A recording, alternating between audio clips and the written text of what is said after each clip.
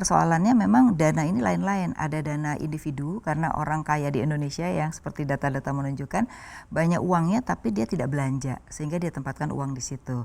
Nah, di sisi yang lain banyak perusahaan juga walaupun bunganya rendah dia taruh di situ karena apa? Karena mereka butuh likuiditas di mana dia masih melihat bahwa krisis ini atau pandemi ini belum selesai sehingga suatu saat dia harus menggunakan uangnya untuk bertahan kan gitu. Sehingga dananya cukup besar di perbankan. Nah, otomatis memang ada bank yang bisa menurunkan suku bunga karena biar bagaimanapun dia butuh naruh uang di situ.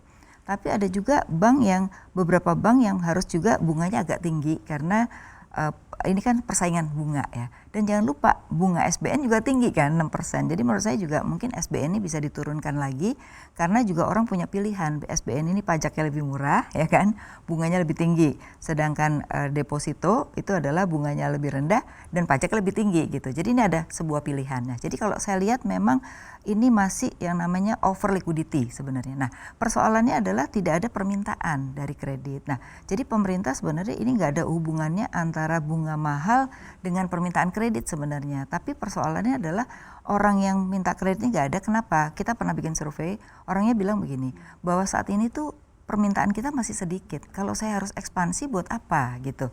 Jadi mereka bilang masih wait and see. Artinya masih pesimis begitu. Betul. Ya? Jadi menurut saya kalau mau kredit itu tumbuh, salah satunya adalah belanja pemerintah khususnya adalah infrastruktur itu harus dipercepat. Kalau itu bisa dipercepat, menurut saya kredit bank baru bisa tumbuh ya. Apalagi Bank Indonesia sama OJK targetnya 7,5%, itu kan gede banget gitu.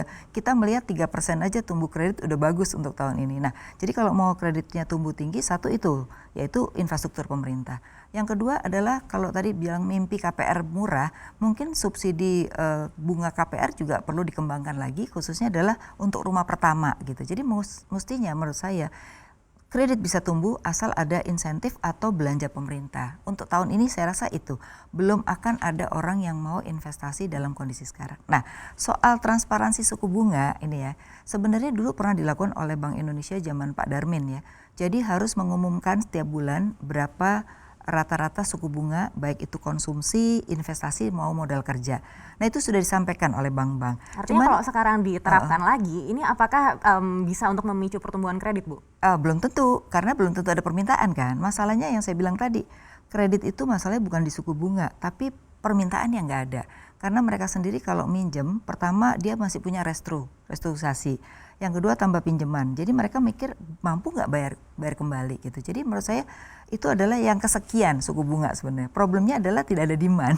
Maka tadi saya bilang demandnya bisa dipacu dari pemerintah atau dari berbagai kebijakan terhadap perumahan. Itu bisa dilakukan. Misalnya kredit rumah diperpanjang 25 tahun misalnya ya. Atau fixed rate dalam 3 tahun itu berapa persen misalnya. Dulu biasanya BCA yang sering kasih fixed rate dalam waktu 2-3 tahun gitu ya. Nah, jadi menurut saya kalau itu pun diumumkan belum tentu sama semua karena debitur di setiap bank itu berbeda-beda dan debitur itu resikonya beda-beda ya. Biasanya ada cost of credit ditambah biaya administrasi dan yang ketiga adalah premium risk. Kenapa?